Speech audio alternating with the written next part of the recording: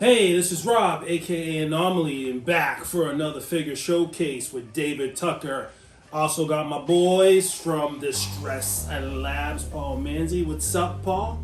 Ooh, you gotta check your diaper on that one, boss. And we got my boy Dan from Galactables. What's up, son? What's going on, guys? What's up, Rob? Much. So just quick, guys. We're just gonna give just some quick insight and overview on these two pieces that you guys see right here from David Tucker. We got to the left of me, which is weird, is what is this called again, man? That's the Roadkill V2 / diaper rash. Oh, diaper. Oh, that's what that was from behind. Okay, is it filled with shit? Nah, just kidding, guys. So this is the Roadkill Myers, and as you guys can see, we got the beautiful barn-style base that Paul Manzi did. I seen this dial pretty much from the ground up when he was constructing it and doing it, and Paul always shares whips with me, and this thing came out fucking awesome. As you guys can see, it's very colorful. As you guys can see, we have the mud ground, we have this haystack right here, which I think adds a really nice touch to it. It's nicely weathered, and you got the little details like the brick on the ground, the grass. You got the rope from behind. Everything is weathered and colored to perfection. Paul, what the hell were you thinking on this guy? Yeah, we got the little cow pie in the front over there, just to add some more color. So what me and David were going for was so that scene in RZH2 where he's walking through the cornfield and all the guys beat him up, Right. They all beat him up. So we were thinking maybe he stopped at a local barn over there before he went to the field. Maybe he found the sickle. Maybe he killed somebody with the sickle. So that's why, the barn, the sickle, stuff like that. We just kind of figured it made sense, Put a horseshoe over there for some more character. Yeah. We got like a 3D effect with, the rope hanging from inside the thing. Right. I was gonna make it reversible as well, but I didn't want to go too crazy just yet, But yeah. It's amazing how nicely this figure blends with this dial. It was almost as if it was obviously you did make it for the figure, but it's like it literally is meant for the figure. Yeah, appreciate it. It blends very nicely. And what do we have going with this dial right here and this piece right here? So that piece is a H2 Warlock post-explosion piece. So after fucking Loomis and Lori fucking blew that shit up. Right. Yeah. So he was essentially on fire, walking around, walking out. We kind of took it to that point, but maybe a little mixture of in between, where he was running out the emergency exit or the back door of the Haddonfield Memorial Hospital. Right. That's what that scene's supposed to be. He comes with the bandaged head there. You can rebuild the sleeves, which I'm not sure if it's in the picture over there. Yeah, I'll show some pictures when I... Yeah, but you can rebuild the sleeves to cover up his arms a little bit if you want a fully, figure over there. But that's what we got. We got a back door emergency exit of the Haddonfield Memorial Hospital. I must say, Paul, every dial that you put out within the last 8 months has just been a heavy hitter and has been a home run.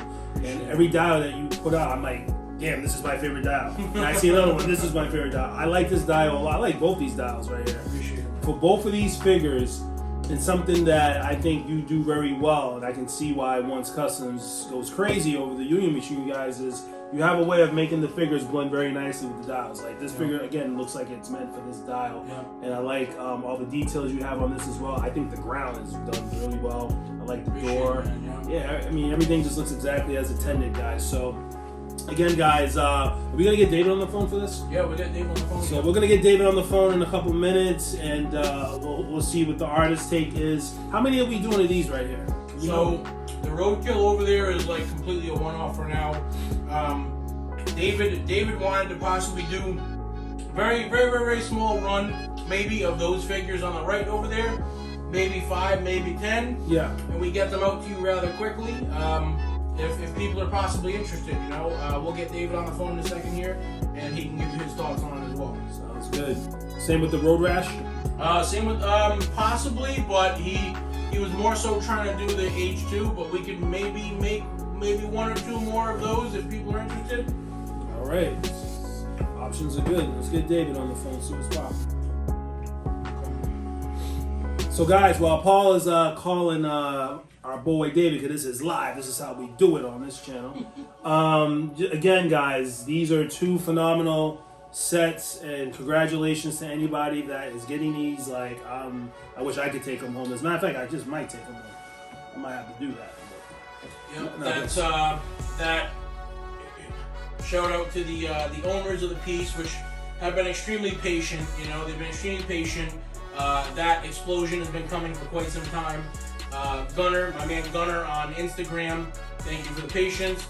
And my man Milan over there on Instagram for the Roadkill V2 there. Let me get David on the phone here. You guys will be happy. Yep. You guys will be very happy, so it'll be well worth the wait. And that's what it's all about, guys. You know, we all collect these things, and we all, I mean, if anyone knows anything about patience, you know, you're definitely looking at them. We got David on the phone right now. What up, David? What's up? What's going on, man? So I'm talking about your Road Rash, aka Diaper Rash, Hobo Myers concept, and we got your other H concept. The H2 post explosion. Yep. Yeah, H2 post explosion. Both are beautiful sets. Honestly, like my boy Galactables was saying in his prior video, I really think you stepped your game up, man. Within the last year and a half, 2 years, man. I'm really impressed with these pieces, man. They're really at that level now. And honestly, this H2 Explosion Myers is literally one of my favorite pieces. Besides the Krampus, is that Yep. the Krampus that you did, and a few others, man. So you want to give our viewers on the channel a little bit of just a little bit of information quickly about the H2 Explosion Myers?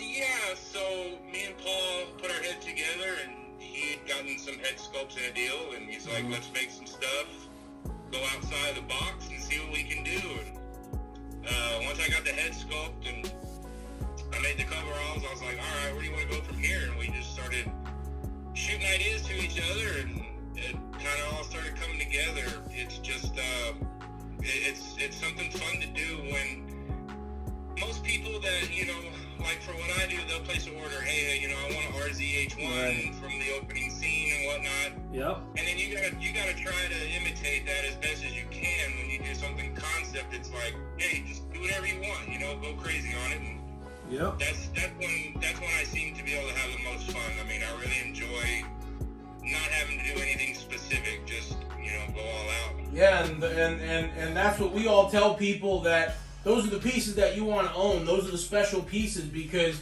the artists have fun and they give you everything they got, and then some, because they're having fun. Absolutely. Who is the mastermind behind the sleeves? The ability to add the sleeves and take the sleeves out. I thought that was pretty ingenious.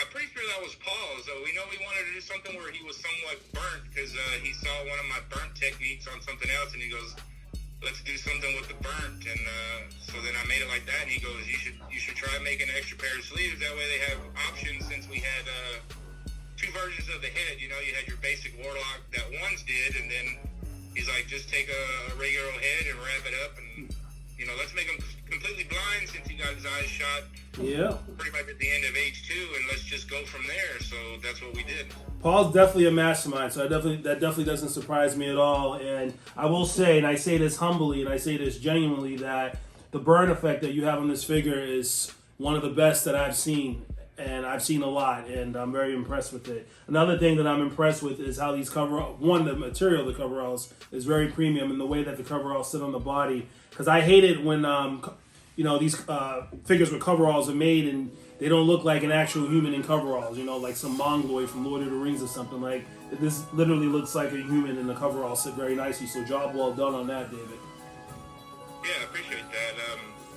It's a crapshoot for me, because we tried to find, you know, certain fabrics that you had to get overseas. You go, oh man, you know, these Youngsville coveralls are probably the best ever made. What kind of material is this? And it's damn near impossible to find. And at the same time, I don't have much time to do a whole lot of shopping for certain coveralls or looking for anything like that. It's kind of like, let's just go what we got and hope for the best. And, you know, I'm always trying to find something bigger, something better. You know, it's just a matter of get it, test it out, and see how it works, you know? Well, whatever you're doing, don't stop it, because everything is looking good for that. And then lastly, what's going on with this H2 concept? Very imposing, beefy figure. I think the tailoring is well done. And I was telling Paul, Stress Labs, that the dial that was made for this piece, I don't know if you've seen the finished pictures of it, or both dials actually. I mean, these figures look like they were literally meant to be with these dials. It's pretty phenomenal how you guys were able to make everything just blend seamlessly. What was going on with the H2? What was your thoughts on that? We're talking about the explosion wires? No, the RZH2 Roadkill. yeah. Yeah, I just wanted to know what your thoughts were on that before we wrap up. Diaper Rash version 2? Yeah. It's the same thing, you know. We wanted to try something different, and we wanted to have the scope from ones with some blood on it, and we wanted to make them kind of nasty and just something different, you know. Definitely different, man. Never seen anything like this. Over and over again, that we want to do something different. We want to just try to keep the hobby interesting, try to keep my work interesting, Paul's work interesting. You know, we always want to try new shit. Well, kudos to both you guys. I look very forward to your future projects. I can't wait until you do my remake. I know we're just waiting on some sourcing of parts for that, but I'm looking very forward to that. Looking forward again to all your projects. Congratulations on your recent sellout of the Jason vs. Freddy. I know this is your first official major run, right? Yeah, it's the first run, yeah. Yeah, so congratulations on selling out so quickly. Yeah, I appreciate that. I'm really looking forward to that one too. I mean, like I said, anything that involves working with Paul, working with ones, it's always a good time, man. We have a lot of fun. I'd like to see a lot more of this for a lot of other artists and people, and I think the more people join together, the better things are going to come out, you know. So everybody wins, man. Whenever there's collabs going on, especially the people that are getting the pieces, you know. Absolutely. Yeah. Absolutely. Well, David, I appreciate your time. I don't want to keep you more of your time, but thanks for stopping by. And again, loving your work, man, sincerely, and I can't wait to see what's coming. Any last thoughts or words you want to share before we head out? Nope, I appreciate it. I appreciate the business. I appreciate that you guys like the work, and I can promise you that I'm going to keep pushing and keep going and bring out new shit, and let's see what happens this year and keep on getting it done. Hell yeah, brother. Sounds good. Sounds good. David, have a good one, man. And for everyone else, again, I just want you guys to look forward to upcoming videos. I want to do a few shout outs to my boy Galactables. Follow his channel on YouTube. It'll be a link in the bio, of course. My boy, a.k.a. Paul Manzi, the Stress Labs. Shout out to him and One's Customs for their fabulous runs and projects that we got coming, including Jason Goes to Hell, Bird Jason, not Grassley, Ghastly Grinner. Finally got that right. And much more, guys. So stay tuned to upcoming and future runs and announcements. Also, shout out to my boy Chris Parmesan, or Parmesan Cheese, whatever your name is, son. Look out for all that. So, with all that being said, I'll holler at you guys. I'm out. Peace.